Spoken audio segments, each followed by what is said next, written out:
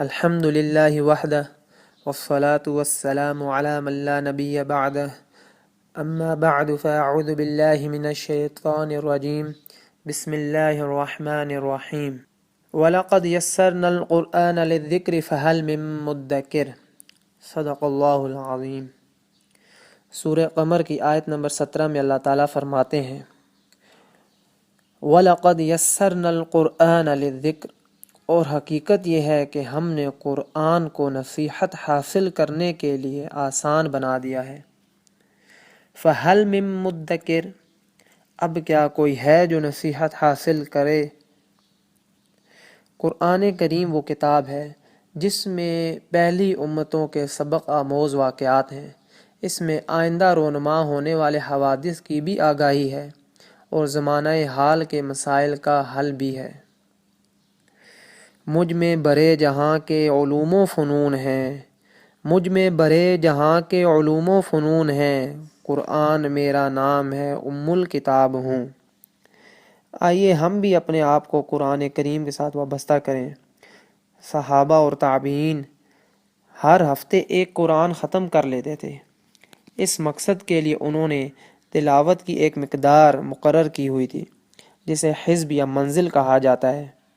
لہٰذا قرآن کریم میں 7 منزلیں ہیں۔ اسی طرح قرآن کریم 30 برابر حصوں پر منقسم ہے جنہیں 30 پارے یا اجزاء کہا جاتا ہے۔ ایک جز کو سپارہ کہا جاتا ہے۔ سپارہ دراصل فارسی کا لفظ ہے۔ سے کے معنی 30 کے ہیں اور پارہ کے معنی ٹکڑا یا حصے کے ہیں، تو سپارہ کے معنی ہوئے 30واں حصہ۔ اس لحاظ سے ہر حصہ چونکہ 30واں حصہ بنتا ہے اس لیے اسے سپارہ کہتے ہیں۔ اس تقسیم میں بھی حکمت ایک مہینے میں ایک قرآن ختم کرنا ہے۔ اسی طرح قرآن کریم میں سورتوں کی بھی تقسیم ہے۔ قرآن کریم میں 114 سورتیں ہیں۔ سورتوں کی تقسیم اللہ تعالیٰ کے حکم سے نبی کریم صلی اللہ علیہ وسلم نے فرمائی۔ معروف قول کے مطابق 86 مکی اور 28 مدنی سورتیں ہیں۔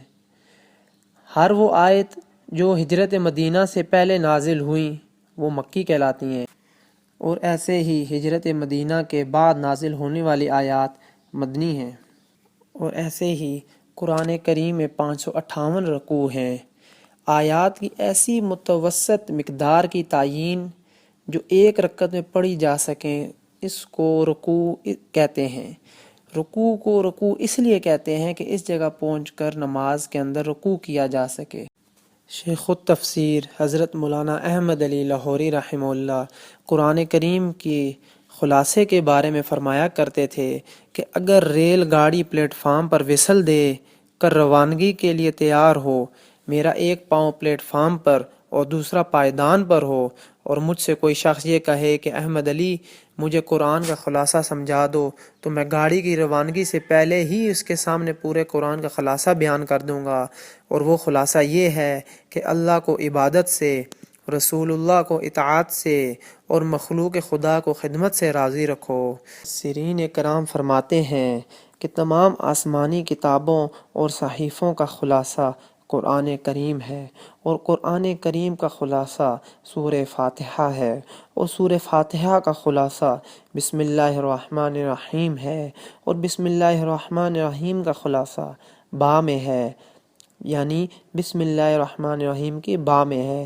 کیونکہ با وصل کی ہے اور انسانوں کو اللہ سے ملانا ہی قرآن کا خلاصہ ہے، اور با کا خلاصہ اس کے نقطے میں ہے کیونکہ نقطے سے توحید کی طرف اشارہ ہے، اور توحید ہی قرآنی تعلیمات کا خلاصہ اور لب لباب ہے۔ سامعین کرام، رمضان المبارک کے قیمتی لمحات میں انشاءاللہ آپ کو قرآن کریم کا خلاصہ پیش کرنے کی کوشش کروں گا۔ میں امید کرتا ہوں اس کو ناظرین بہت اہتمام سے سنیں گے اور اپنی زندگیوں میں اس پر عمل پیرا ہونے کی بھی کوشش کریں گے۔ میں اللہ تعالیٰ سے دعا گو ہوں کہ اللہ تعالیٰ مجھے بھی بات صحیح طرح سے کہنے کی اور قرآن مجید کے جو احکامات ہیں، تفسیر ہے، اس کو احسن انداز میں بیان کرنے کی اور ہم سب کو سننے کی اور پھر سمجھنے کی اور عمل کی توفیق عطا فرمائے۔ ربنا تقبل منا انك انت السميع العليم وتب علينا انك انت التواب الرحيم۔